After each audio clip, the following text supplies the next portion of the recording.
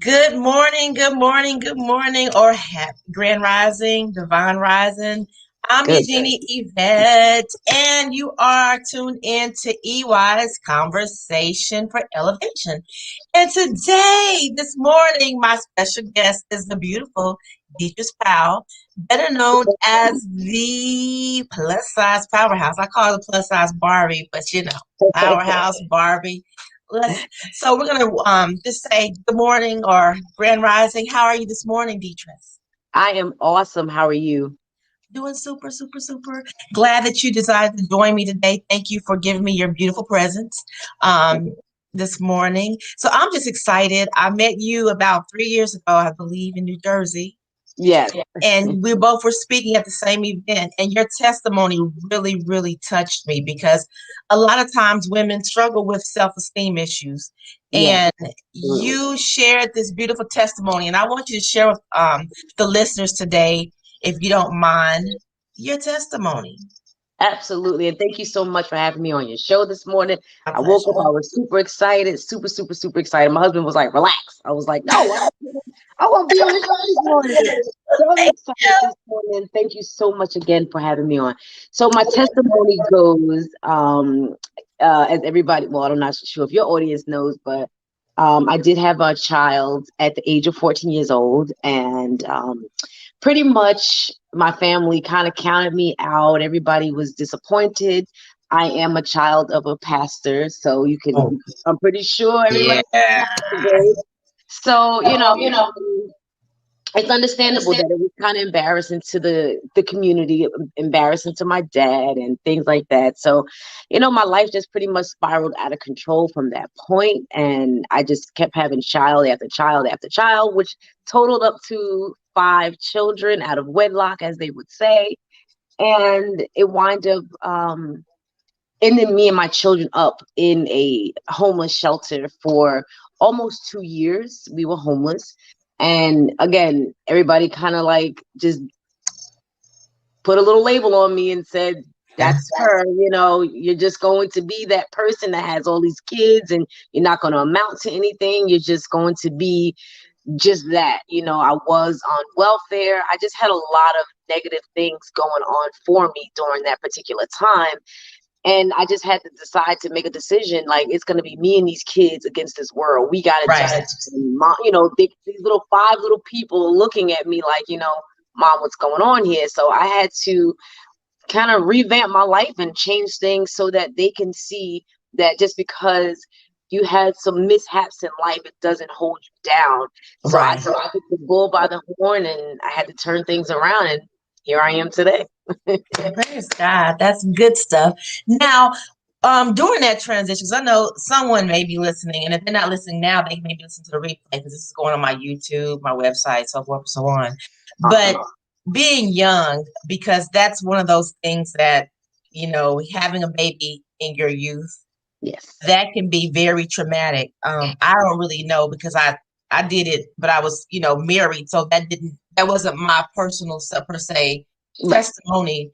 But do you have any words of encouragement for a young person that has found themselves in a situation where, hey, I'm expecting, I don't know what to do, I don't have anybody on my side, and my parents are gonna kill me? You have anything to Absolutely. say? Yes. So that definitely was my situation, not one, but a few times. And my advice would be to them is don't be afraid, because you're not the first, nor will you be the last to find yourself in a situation that you did not plan for. Right. Um, I was more so embarrassed, and I was more so I didn't want to hear all the negativity. I didn't want to be put down, and that's what it was. That's why I hid my pregnancies. That's why I was just a rebellious teen. But you And hit it. yeah. Do you mind? Hold on. How did you hide a pregnancy? That's something that I just really be trying to figure out. How did you hide a pregnancy?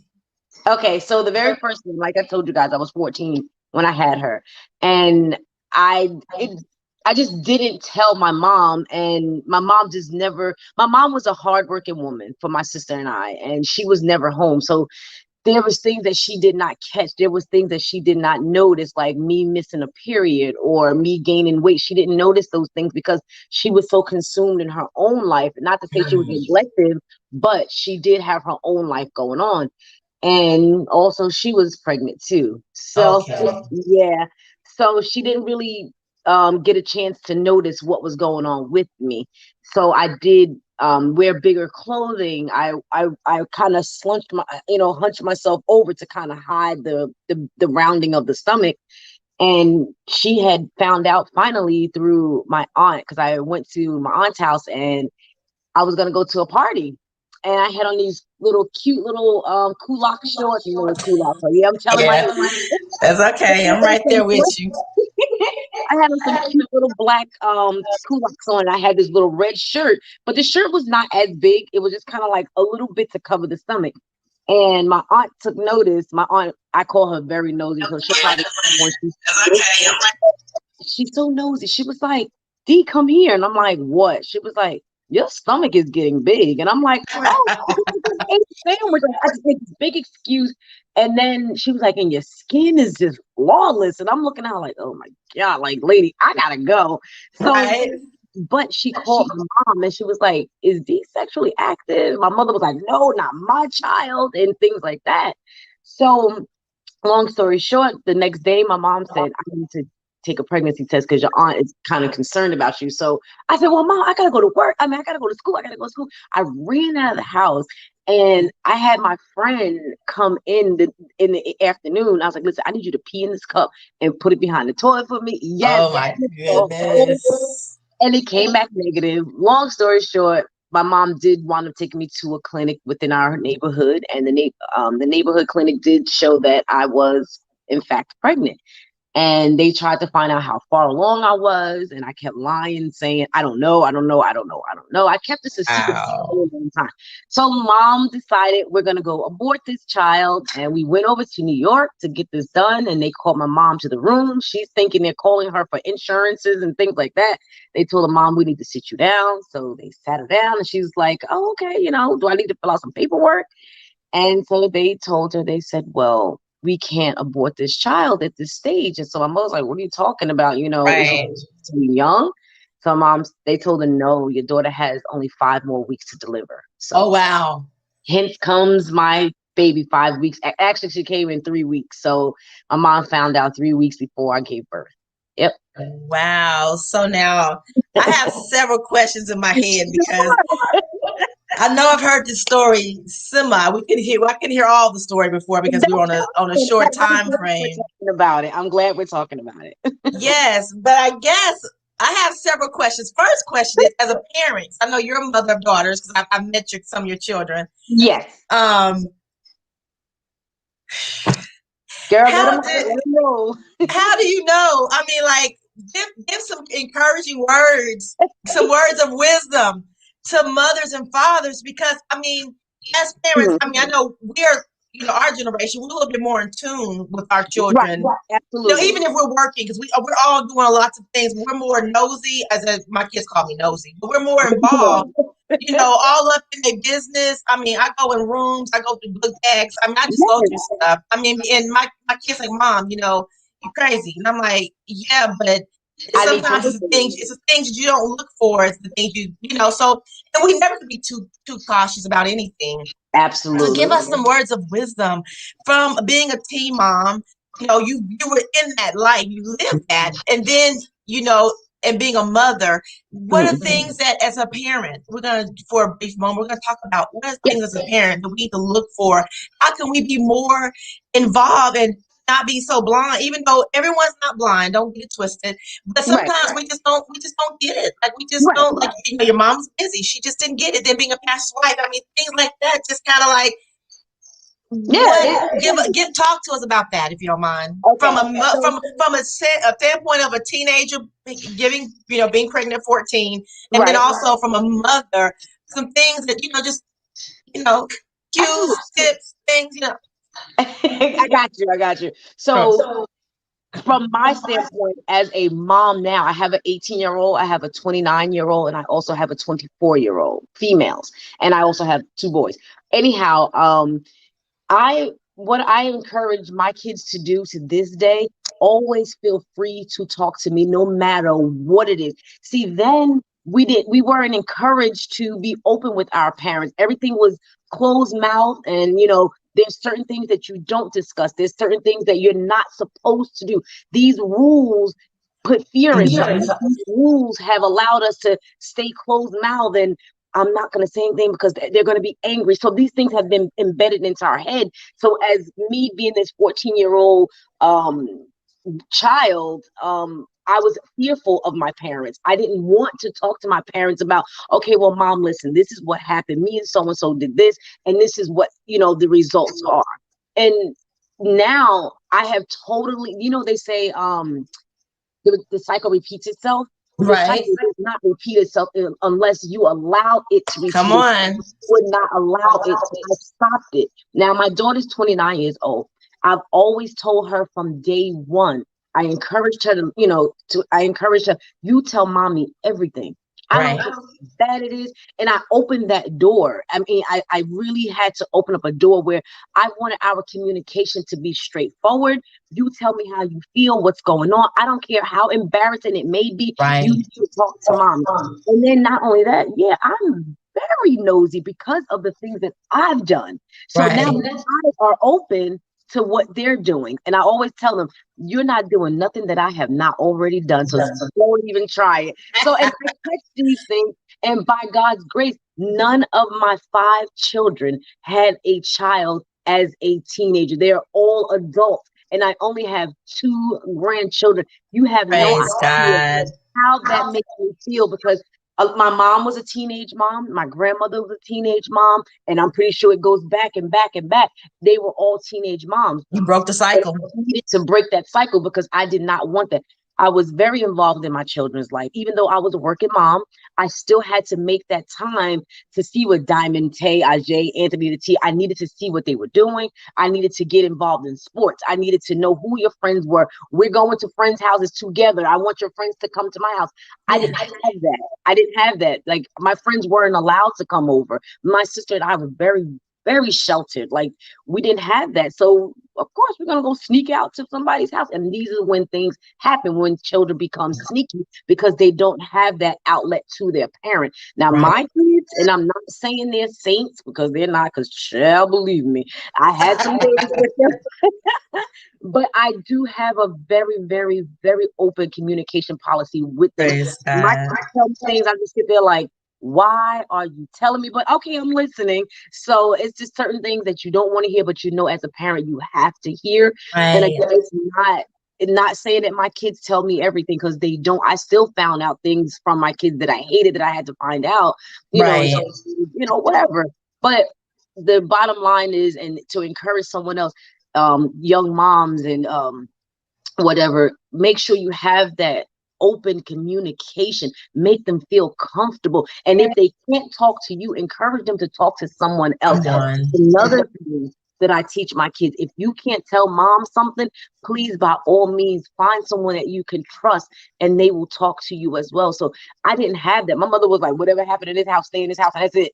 And I was just like, Yeah. yeah. Okay. So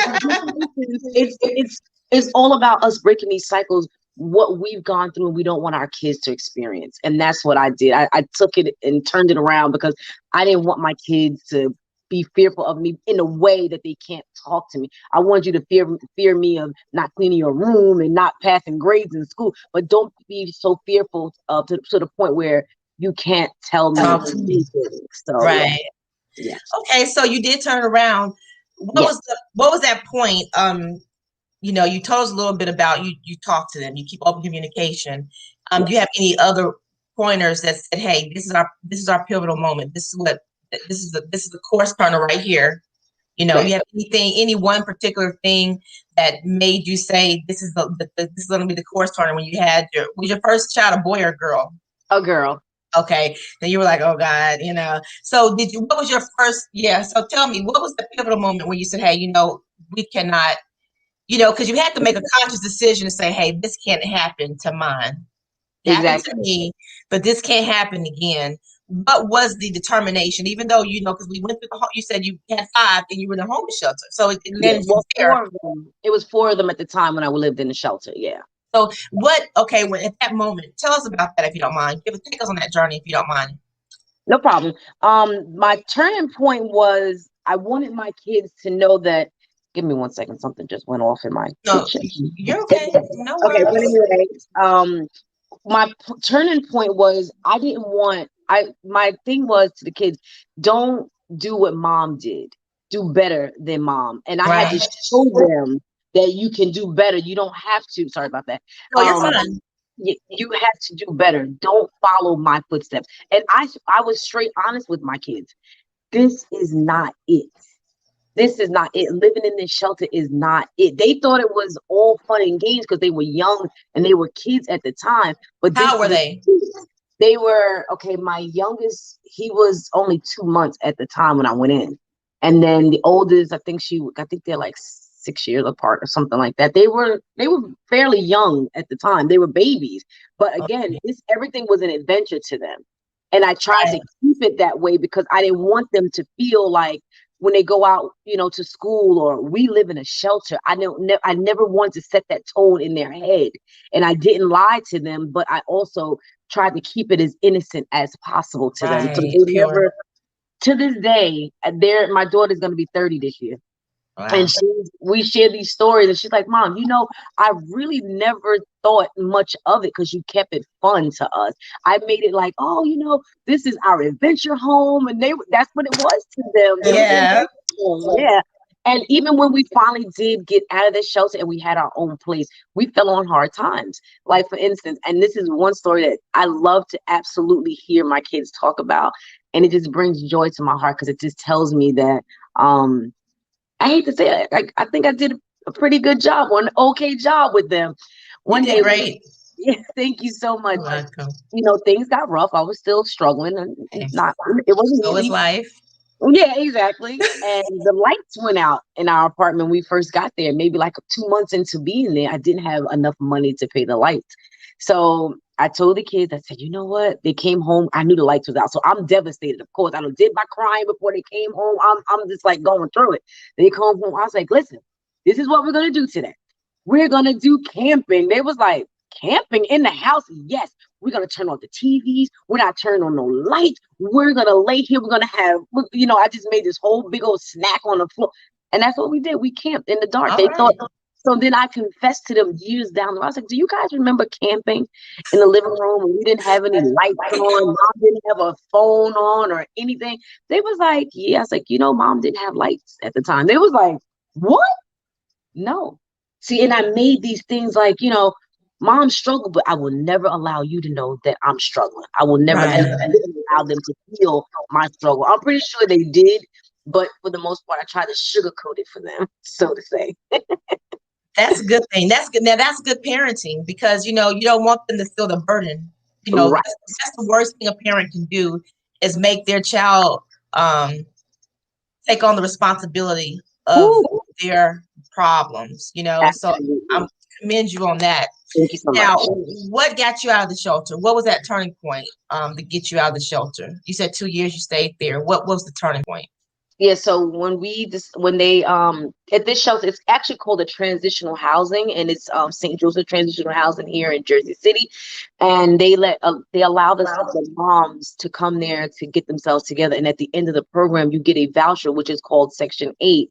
So I did eventually complete the program, which was just getting yourself. I hate saying that because people, when I say get the program, they're like, "Were you on drugs?" No, I wasn't.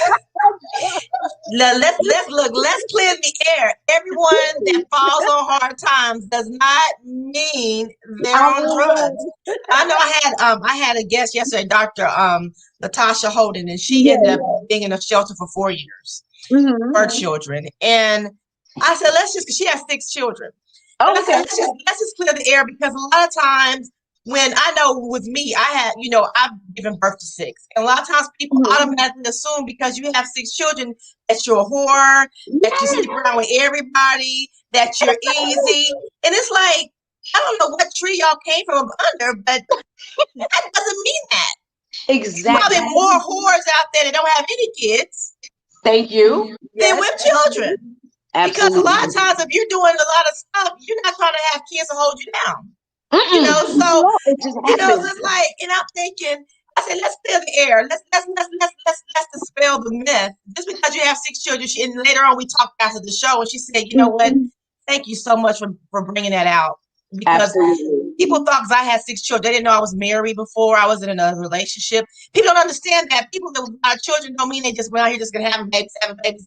They were in something that they thought was real. It was going to Exactly. last forever. And it just didn't happen that way. Anyway, so Exactly. let's dispel the myth. Just because you fall on hard times and end up in a shelter doesn't mean you're on crack. Hello. And that's exactly what it was. Like when I first shared the story with someone, they were like, "Oh, so you're a recovering addict too?" I'm like, Huh? "Recover from what?" And I literally, and I'm not even exaggerating, I was totally confused. And I had to scratch my head, like, so is that what everybody's thinking when I say that I lived in a shelter, that I was on drugs? I never used a drug a day in my life. Never. Right. I didn't even know what it was. That's a whole nother story behind that. We'll talk about that some other time. Okay. All right. We might have time. I mean, we'll see. Girl, yeah, that's a whole nother issue. My mother kept us so sheltered. I didn't even know. Yeah, that's a whole nother story. I can't even put that on the air yet. Okay. In We'll wait till your for book. someone, yeah, girl, we can have another book. So yeah, coming out of the shelter, getting our own place, which was on Section 8. It was, what the Section 8 program is.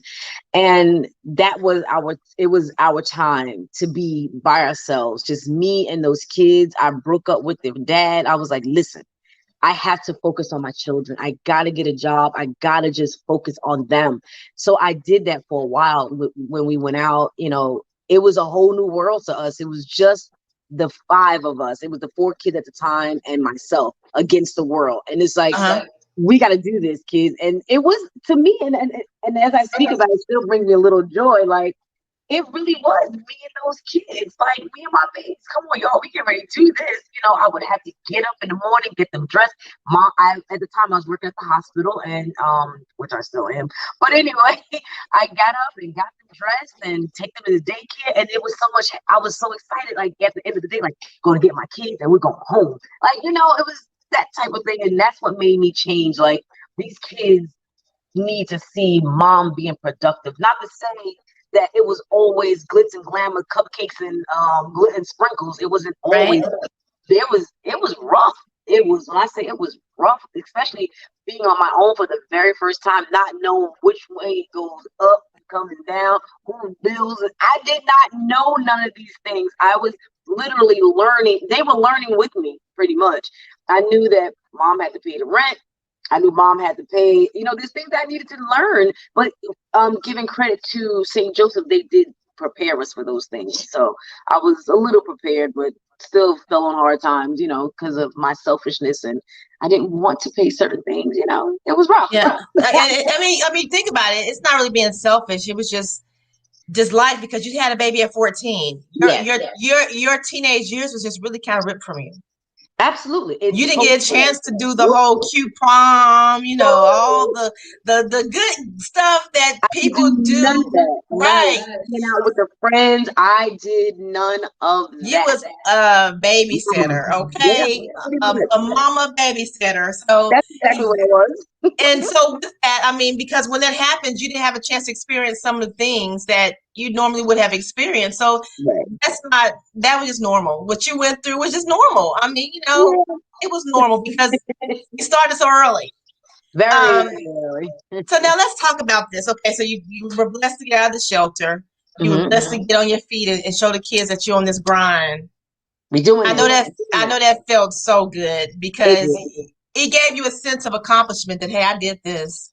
Yes, and that's how I looked at it. Like, I did that. Wow.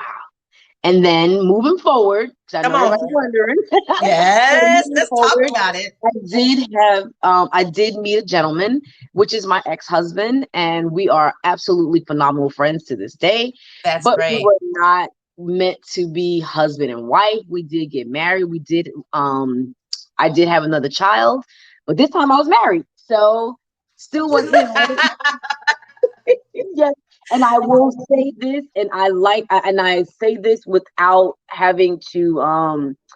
I will never put him down because he was an excellent father to our children, but he just wasn't a great husband for me, and we had to just eventually part ways because that relationship just didn't. It lasted for 9 years, but That's a long time. yeah, it was a long time, and there was a lot of things that happened, and we just had to say, okay, this is it. And I was so devastated because I thought I had found this guy, he's taking on my other four children, and we're doing this life together, and then things happen, and it's just like, what the heck just happened here? It's just like you get bamboozled, and it's like, why did I have to go through that? Like, why did I have to go through the heartache? I just went through being in the shelter. I just went through being, going through some things, and you think you find love, and then it just wasn't what it was. It was a painted thing. It was something maybe my mind wanted it to be. So I just kept going at it, kept going, like, I just want to fix this. I just want to fix this marriage because I had this image and I had everybody else looking like she's married now, oh, it must be good, he must really want her. She got them 4 kids, and ain't no man gonna want no woman with 4 kids. He must really love her. So all of these things again was like, I gotta make this work because everybody's looking. And I did. I knew some of the things that he was doing. He and I, this is very open. So it's, I shared it. Everybody knows about it. He just wasn't faithful to me. And a lot of people knew, and I was just like, you know what? I'm just gonna sweep it under the rug. It's okay because I am his wife. I gotta accept this. And it went on for 9 years. So 9 years. let's pause it. Can we just pump the brakes for a second? Yes. And I want to pause it. First of all, I want to thank everyone who's watching. Nona, Ray Ray, Hastings. Thank y'all for watching. Okay, Trina from Jersey. Trina Hood. Trina. Yeah. She's watching. So everyone's watching. So I was stopping looking at the thing for a minute. So I was just because I'm trying to learn how to navigate. Yeah, wait, can we get this on Facebook? Yeah, it's on Facebook already. It's on Facebook already. Hey, Jenny's watching. So yeah, so people are watching. But no, I want to pump the brakes for a minute. And the reason why I want to pump the brakes is because that's another myth. Yes. Sometimes, first of all, we go through things for various reasons. Sometimes it's not even for us, it's for other people. Because you have the strength and the fortitude to endure the talking, the embarrassment. You already did it from a kid. So you're kind of, your shell is toughened to be able to deal with that. You have to go to the page and look at it. I'm not sure. Yeah, go ahead. Yeah, you see what I'm doing? I'm sorry. Okay. No, you're fine. You're fine. So, a lot of times with that being said, hold on. This is just getting on my nerves. Okay. I'm trying to find you, okay? No, you're okay. No problem. So so a lot of times when that kind of stuff happens, we tend to hold on to things too long instead of letting it go because of what people are going to say. So I want you to be on our. We're going to do I want to do a panel discussion on uncovering the pig. And I call it the pig because a lot of times, you can say you can dress a pig up, but at the end of the day, a pig is still a pig. And a lot of times we do things to make the outside look really good. Right. And the inside is really just jacked up and funky. Yes. So I want to deal with that eventually. And I know I'm still praying on how to do it because I know when I do it's going to really make a lot of people mad. Yeah. Because we're going to talk about some real stuff. From the weave to the face, all the unmasking. Yes. And we go through all the hard work of masking who we are. And we're really not really happy with who we are. But we'll talk about that. That's not this subject is about you. But it's the truth. That's pretty much what I did. That's exactly what I did. What I did. So we're gonna talk about that, but not today. Okay, so but yeah, talk about that though, how you stayed somewhere too long. Give encouragement to somebody, maybe a man, maybe a woman, because I like to minister to everybody, not just men, not just women. I'm a woman, yes, but men go through abuse too. Men stay in situations too long too. And we all, human beings, depending on our situation, circumstances, maybe because you were 14 having a baby and living in a shelter, you just kind of feel like I have an obligation to make this thing work. Right. The world is watching me. The kids are watching me. I know he ain't faithful, but let's just make it work anyway. But tell someone, encourage someone who's watching that they deserve better. Just because, talk to us about that for a few moments. Right. So we do deserve better. Like we can't, and I just want to also clear the air on this as well. He did things and then I turned around and did some things as well. So I don't want to make it like, the whole entire relationship, which majority was, and I am going to say that because it is the truth, but I had to turn around and I got pretty much, I did my thing too. But anyways, you don't have to stay in something just to please everybody else. Because guess what? At the end of the day, you are the person that got to lay down with that burden. I laid down with the burden every single night. Like, why am I doing this? And I tried to keep it, pretty for everybody else, but again, I suffered. I sacrificed my own happiness. I sacrificed so much because I wanted everybody else to be happy. What I pretended to have going on. And guess who suffered in the end? I did. I had a lot of heartache. I had to go to bed sleepless nights, wondering, why am I doing this? And who am I pleasing? And I wasn't pleasing nobody, not even myself. I don't even think I was pleasing him. Obviously, I wasn't. I wasn't pleasing anybody. But the people around me had this whole perception, oh, she must be happy. She's still in it. It's year number 8, year number 9. She's great in it. And I'm saying in the back of my head, like, y'all just don't know. I'm not. Right.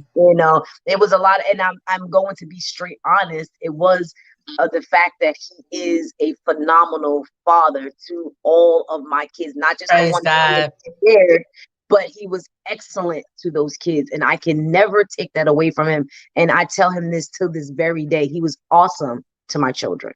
So, and that's a big reason why I stayed. But the kids, I'm pretty sure they knew that mommy wasn't happy. And that's a lot. I know that sounds so cliche-ish, but no, they knew. It's the truth. But and what you said, and that's true, and that's why we do conversation. That's why we do EY's conversation for elevation, because it's all about elevating the mind. And that's why I do emotional wellness, because not saying that you didn't play your part, because everyone has a part to play. Absolutely. So yeah, we have to own our stuff. Mm-hmm. But when you're emotionally well, you don't work on, and you were still going through your healing process. You don't work on that. I'm gonna get you back. I'm gonna get you back. And that's how I got into emotional wellness, because I was in a situation where I knew someone was not being faithful to me. Right. And my thought was, okay, I know you, I know me, I know me, I know me, I know, oh, God help me, God, because I know me. Right. I got a list of people waiting. I got a list of people waiting. They know I'm not happy and they're waiting. Yes. But I said, God, I don't want to be that person, because I know you have called me to be a wife. I know you have called me to be a wife. So if while I'm not married, allow their unfaithfulness to cause me to be everywhere, then when I am called to be the wife, when I'm in that position, I will have a discipline problem, because I'll be used to doing what feels good to me. Absolutely. So I get on my face before God and I was like, hey, God, I need you to help me in this situation. Why did you even allow me to deal with this person? You knew they were going to be unfaithful. Why did you allow me to get in this situation in the first place? Why? All these whys, right? Yeah. Yeah. And I was on my face before God in our home.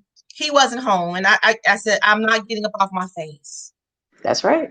Until you heal me now, because I don't want to be that person that's tit for tat. He did that, I'm gonna do that. I'm doing this, and I do it better than you can.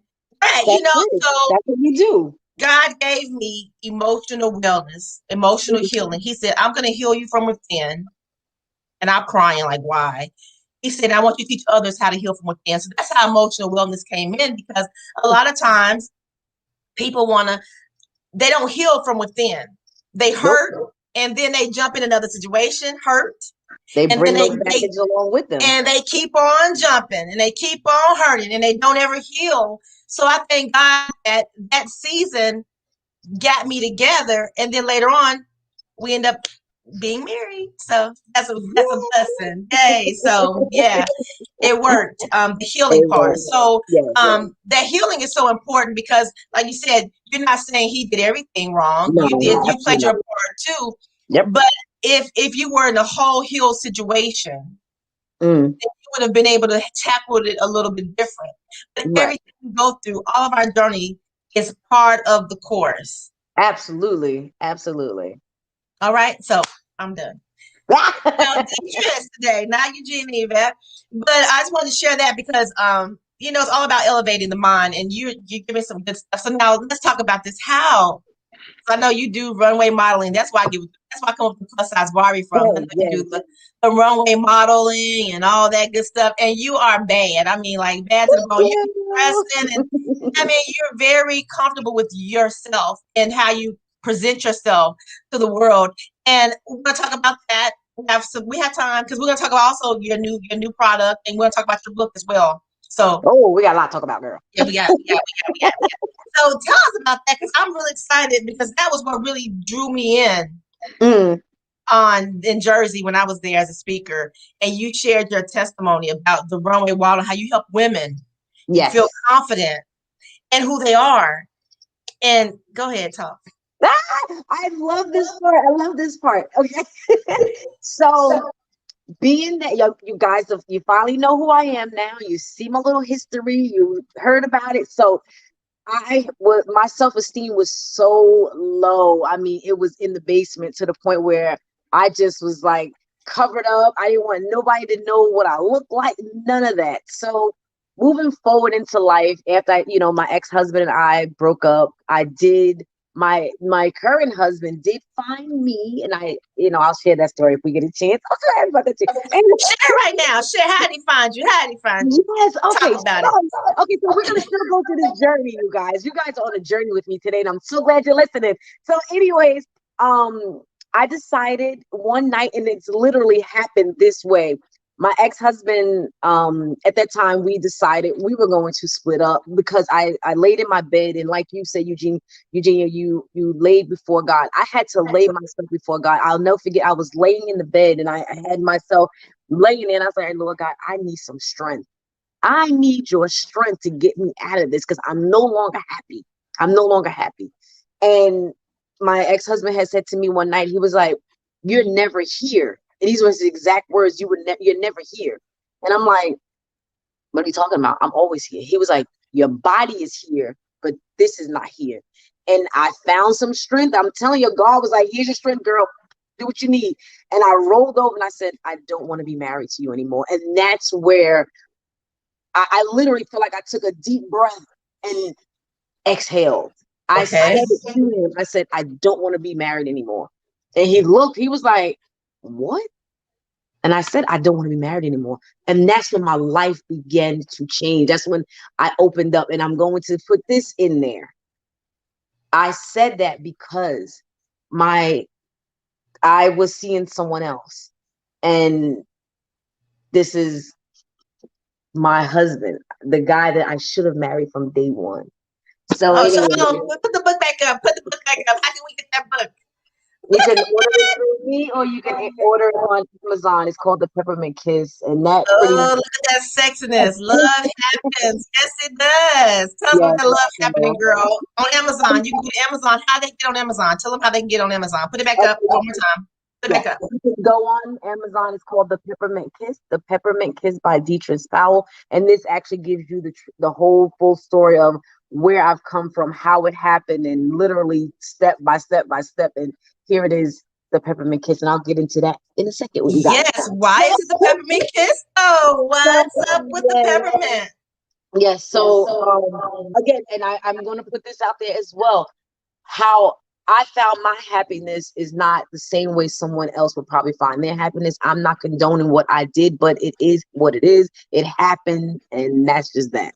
Period. Okay. Period. So, anyways, I was seeing him at the time, And I know that was where God needed me to be, because I prayed, and I'm a praying woman, and I asked God, to forgive. I constantly ask every single day for the short period of time that I was married and also seeing my current husband.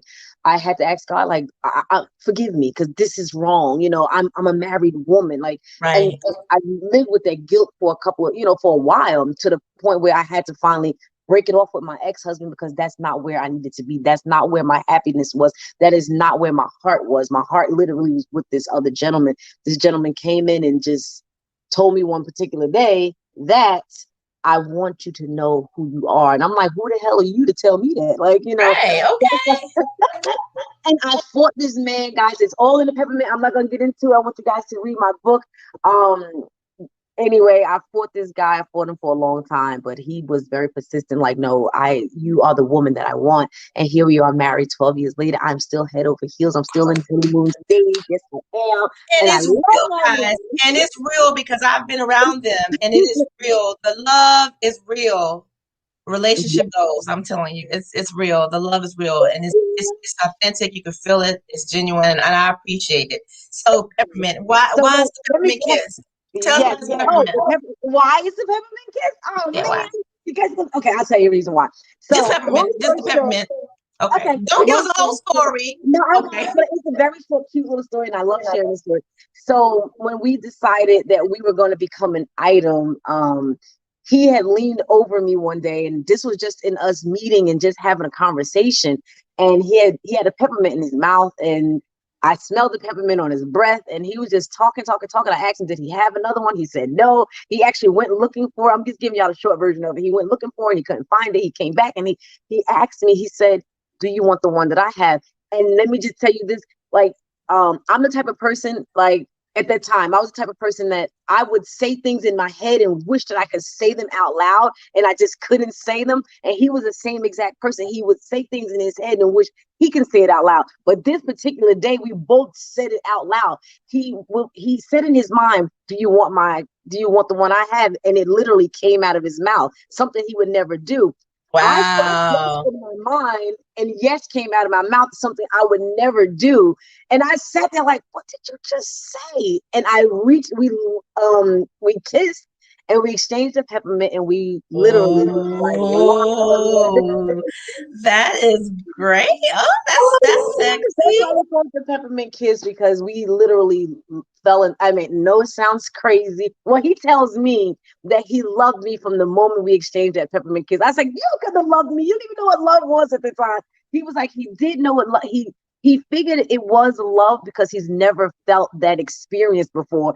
And I didn't want to tell him at the time. I was like, but I said the same thing, like, oh my God, this fit perfect. Like, it just felt super Wow. amazing. Like, it was like our souls connected, and I didn't want to let go. Like, even when I was leaving, I just wanted to hold on, like, just hold me forever. And that's what he was saying in his head, like, I just want to have her forever. And that's just snowballed out of control, just not out of control. It just Yeah, 12 years later, it's beautiful. 12 years later, we're still together, head over heels in love. We share our love story with everyone. So anyway, let's get into this modeling thing, because that also plays a part into Yes, let's how I talk got about started. it. And someone said, where are you from? She's in Jersey. She's from Jersey. What part of Jersey are you from? Me? Yeah. Oh, I'm sorry. Oh, I'm from Jersey City, New Jersey, guys. I'm from Okay. Jersey, New Jersey. Jersey. Yes, yes, yes, All yes. right. And notice that she's going to get your book. So we're going to talk about that afterwards. Okay. So, Amazon. Okay. yes. Now, So let's get moving to the plus side. forward, I mean, this modeling stuff. The Powerhouse. How you become a powerhouse? Okay, Brick House. girl, Yes. yes, yes. So, okay, my husband, I had told him for years when we first got together, I said to him, babe, I really want to do plus size pole dancing, because obviously I'm a plus size woman.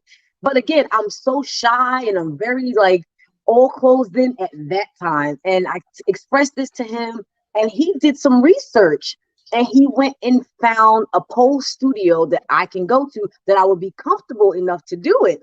So he presented to me on my birthday a card, and it had a 6-month membership at this pole studio in Hoboken.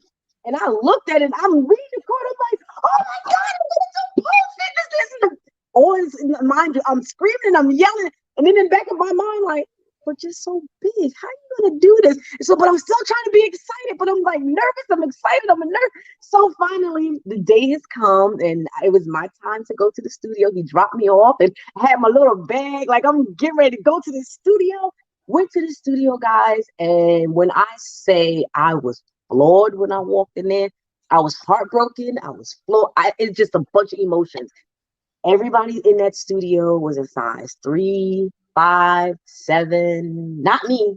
I was the only big 22, 24 at the time. And I Okay. stood there like, holy crap, what did I get myself into? All these girls are looking at me and I'm scared, I'm nervous. So this instructor, which her name is Caprice Burrell, beautiful woman, walked up to me and she was like, welcome to my studio. And I'm like, but ma'am, I'm the only big one in here. Like I was so I was so scared. I was so scared. So she took me by the hand. She was like, you're gonna be okay. So I whispered in her ear, I was like, have you ever taught a plus size woman how to get up on that pole? She was like, girl, come on here. And I was like, no, I need to know. Is my weight gonna tear this pole down? What's gonna happen here? So she was like, you're gonna be fine. So long story short, I got in this studio every day. I was embarrassed because I had these big old thighs, wrinkled thighs, and this big stomach. I had a lot going on. Like I was just a big girl going into this studio. So again, I was more so embarrassed because all these other skinnier girls, and I was comparing myself to them. One day I told my husband, I said, listen, take me to Target before I go to class. He was like, take you to Target. I'm like, yeah, I'm going to go get me some little shorts like everybody else. And I'm going to get in this class and I'm going to do this class. He was like, whoa, you getting some what? I said, I'm getting some little shorts. I'm going in there because I had to face Detras. I can't Right. think about everybody else around me. This is about me. This is something that I wanted to do. I marched my little 5'2" self up in there, put them little shorts on, and I stood in front of this mirror and I looked at it and like, you're gonna be all right. Get up on this pole. And then I started learning this pole routine. I finally climbed, didn't even know that I was inspiring the smaller women Praise around me. God. And he Look at was that. like, oh my God, you're doing it, you're doing it. I'm like, but I was rooting for y'all. They was like, no, we was rooting for you because you gave us encouragement. And I was scratching my head like, how did I encourage y'all? I'm bigger than y'all. They was like, then I found out what it was. It wasn't the fact that I was a big girl or a small girl. It was just the simple fact that I had courage to face my own fear and just go for it and do it. Yes. So I did that. And then a lady happened to be in there one day and she took notice of me and she said, you're such a beautiful woman. You need to get Praise into God. modeling. I was like, me Did she see modeling? me? Right. I'm like, you're modeling. She was like, plus size. I want you to go try out for this pageant. And I'm like, okay, this is not gonna, this is not for me. And then of course I went home, I did my research and I saw it and I told my husband, I need you to take me to this plus size pageant. He said, okay, we're going. He bought the tickets. We went and my mouth hit the floor. I saw all these beautiful big women stomping down the runway. I All was like, right. you guys have my joy on my face. My husband kept looking. He was like, you really enjoying this show? I was like, babe, I gotta get on that stage. And then every time I said these things, my mind like, but you're too shy to do this. You can't do this. So my husband said, D, go talk to we saw the director and she introduced herself and he was like, just go. I was like, but I don't want to talk to her. He was like, just go. It's your opportunity. Just go. I was like, but I don't want to. So he just scooped me along and I'm just, Praise okay. God for the support. Yes. And so I went up to her and I'm this little thing and she's way up here. So I'm looking up at her. How do I try out for your pageant? She was looking down at me. She was like, meet me in my office on Monday. I was like, okay. I went to my office. She told me to be in the office. He was just like, you gonna do it? I went in her office. I signed up and I was a nervous wreck from that day going forward because now I know my life was getting ready to unfold right before me. I had to conquer some fears. I joined this pageant. I got into the pageantry. I did not win the first time around because I lost my speech. I got back, I got on the stage that day and I couldn't get my speech out. Like I had practiced so hard for this speech and I had on this cute little outfit, and I didn't win. I just, anyway, long story short, it was presented to me again to do it again. So I told my husband I'm going back for it. Everybody thought I was going back in the pageant the second time around to win the crown. It had nothing to do with that crown. What it was Detras needed to accomplish some things. Detras needed to do that speech. That's all I wanted to do. So going back into the pageant the second time around, I knew I needed to take makeup classes. I knew I needed to invest in walking classes. I knew I had to invest in me. I had to figure out what makes Detras unique. Everybody during the pageant time was telling me, oh, maybe you should wear stilettos to be taller so you can match up with the other girls. Maybe you should unravel your hair because I have all natural locks. They was like, maybe you should put a wig on top of your lock. I turned all of that crap off and was like, y'all have no idea why I'm here. I just want to accomplish my speech.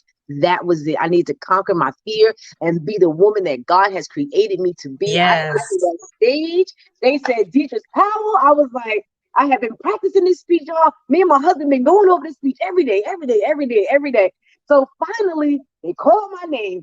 Everybody screaming and yelling. And I hear my husband. So I got to the stage.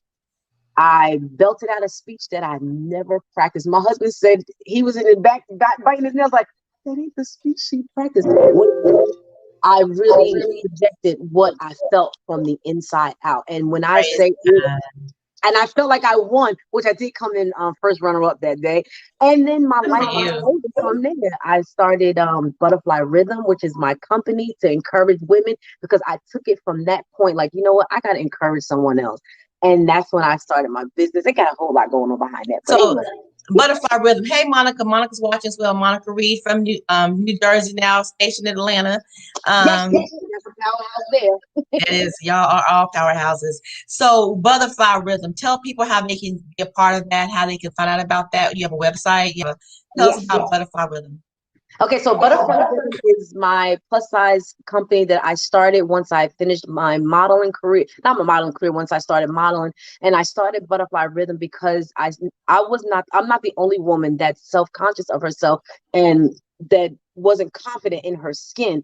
So I created Butterfly Rhythm as a program to bring women in who wants to feel confident about themselves or get into modeling or just being a powerhouse within yourself. I hate to say that. I encourage self-love. I encourage believing in yourself. I encourage, it's just so much that I do with Butterfly Rhythm, and women come in. A lot of the women that came under my program, they have gone on to win titles in pageants. They have won titles in all sorts of things, and they all came through my company. I teach runway walking. I teach makeup classes. I have a whole lot going on the Butterfly Rhythm. You can check it out at www.detraspowell.com.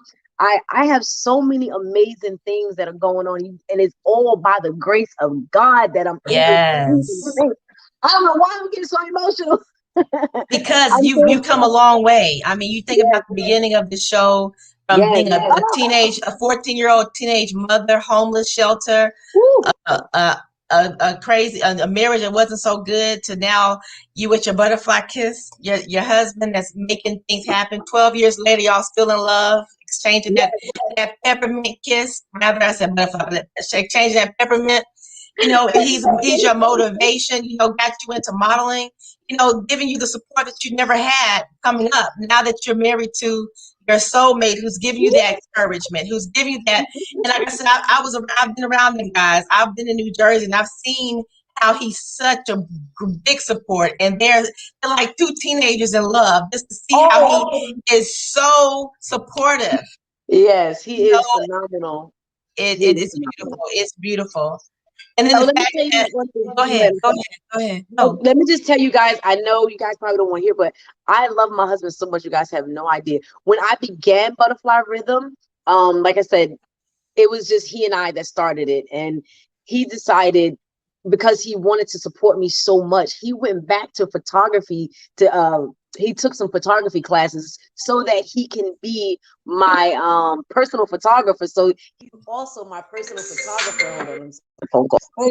He's also my personal photographer, and he does photography with me. He does all of my photo shoots, everything. He was like, you know what, babe, I got so he took Butterfly Rhythm on as his own with me. Anything that I do, this man is like, I want to learn it. I want to. He even took to the runway one day. Let me tell y'all this really quick. During one of my competitions that I was in, it was called the Curvaceous competition, a Curvaceous model competition ran by Tiffany Scott. One year we were in the back, the ladies were in the back getting ourselves ready for the next scene. And all of a sudden we hear all this yelling and screaming out there. We're like, what is going on the stage? I mean, they were like, yes. I mean, they were going on. We were like, wait, none of the ladies are out on the stage. So what's going on? So somebody was like, Detras, your husband is on the stage. I said, wait, what? My husband is what? So I carried the curtains and I look. Y'all, my husband took to that stage. He had the women they were on their feet. He's a plus size guy too. They was screaming, they was yelling. And again, he helps me, practice my walking and all of that. He took to that stage, girl. He took his jacket off. He had this like green Uh-oh. jacket. He threw it over his shoulders. I'm like, and he tore the runway up, and since that day, he's known as Detras's runway husband. Like, he tore that stage up. Them women was up on us. I was like, wait a minute, lady, that's mine. That's my husband. That's right. I tell y'all, he has set the atmosphere and the tone that day. I Praise still God. have the video. I will post it if you guys want to see it. He tore it up. He did excellent. Like I said, my husband doesn't just support me. He gets down and dirty into everything that I do. Praise God. He does it all with me. Everything. That's a blessing. Now we have about 5 minutes left. I know you have another appointment to go to as well, and I have another live going on too. Yes. But let's talk about two things. You have a product line that you've created. Yes. Talk about that real quick. Yes. Okay. How can I get their products? Okay. I wish I had it on me right now. But anyway, I do have another product line. My husband and I created it. My husband jumped in, as you know. It's Yeah. called Washed and Made Whole Handmade Soaps. It is all natural soaps. I also do body butters. We're also doing lotion. We're just totally expanding. And it's called Washed and Made Whole. You could also find it on my website. My website is getting ready to be revamped. But anyways, That's you can okay. follow so you can get my soaps. All my soaps are natural. Everything that we put into it is nothing but love and natural ingredients. We don't put no dyes and none of that stuff in our things. And all the testimony, my customers are phenomenal. They come back, they won't buy any other soaps because they are starting to see the difference in their skin. Praise God. I truly love my skin. Yeah, your And skin is pretty.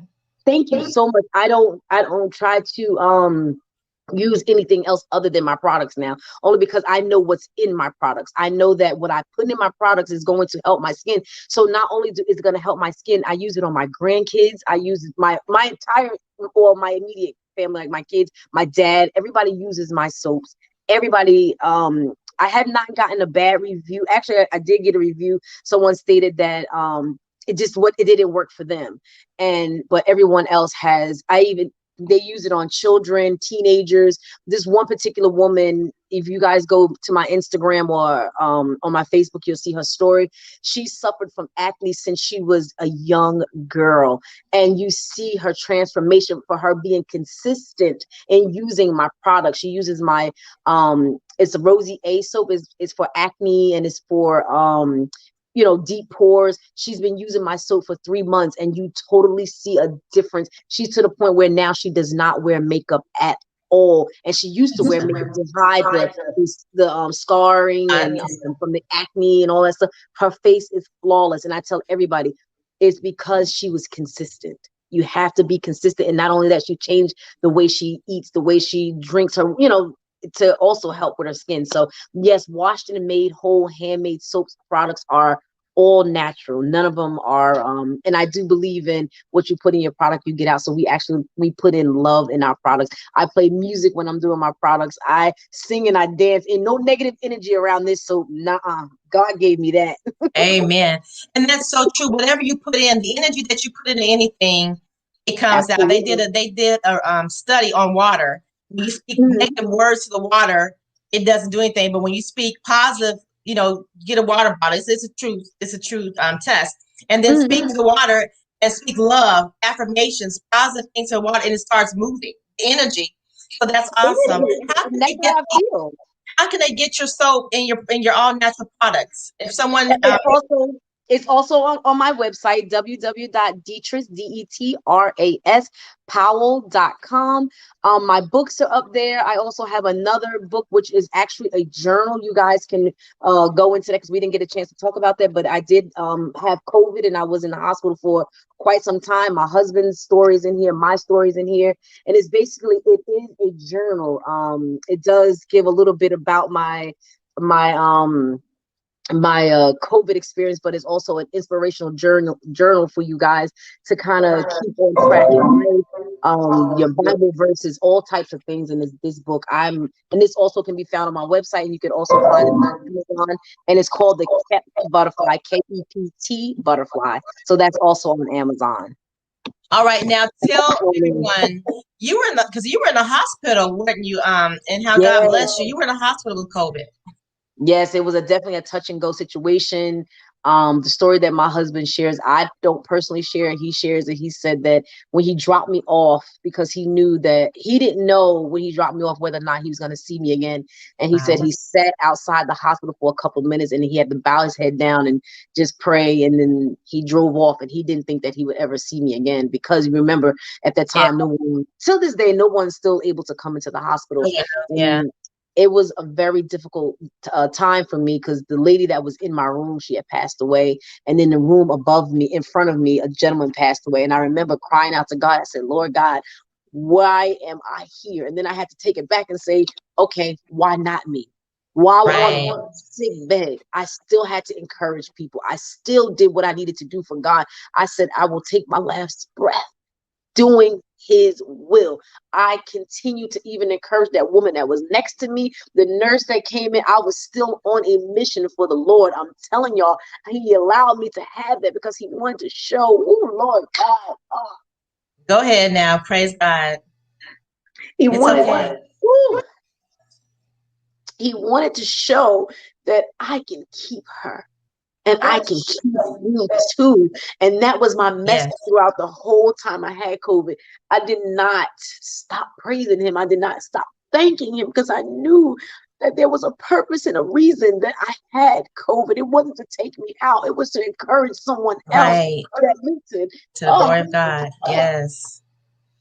So show the book again when you get a moment, so they can know how to get that, so they can hear the whole story. Praise God. Tears of joy. Look at that. It was definitely tears of joy, because I saw you. You put your journey, some of your journey on Facebook, Instagram. I was watching and praying with you. I remember that. So you have a right to praise him. That's beautiful. And that's what it was. It was more so, it wasn't the fact that I had it. It was the fact that I needed to continue to encourage someone else. I knew that I was in that position because God needed to show others, like, I can keep her, so I can keep you. He needed me. I do a lot of inspirational things, and that was his way of showing that I kept this woman, so I can keep you. That's why I named the book Kept Butterfly. I kneel every day praying and trusting, and that's exactly what I did. I kneeled every day praying and trusting, even when I was on the bed that everybody thought that I would take my last breath. And if I took my last breath, I knew I was going on to glory. Amen. Well, this has been a moment with Detras Powell, the plus size powerhouse, and learning how to turn things around. So from 14, probably your whole life, but we have a document of 14 to now. God has been using your life to help and strengthen and encourage other people. And we thank God that you were a willing vessel to let him use you, even though sometimes it was probably not willingly. But still, your life has been an example and a testimony. Now, before we close out, why are you called the Powerhouse? The powerhouse, because this powerhouse will do anything, all things through Christ who strengthens me, and he has given me all power to do the things that he has encouraged me to do. And this is why I'm called the powerhouse, because I am not going to stop until he says, child, you have done enough. I will lay you to rest. Until then, I will continue to inspire, encourage, and motivate and uplift someone else. Amen. Now give them the last minute. Give them how they can reach you again, how they can get your books, how they can get your stuff. And we'll talk later. I know you have to go to an appointment. I have to get ready for the next live too.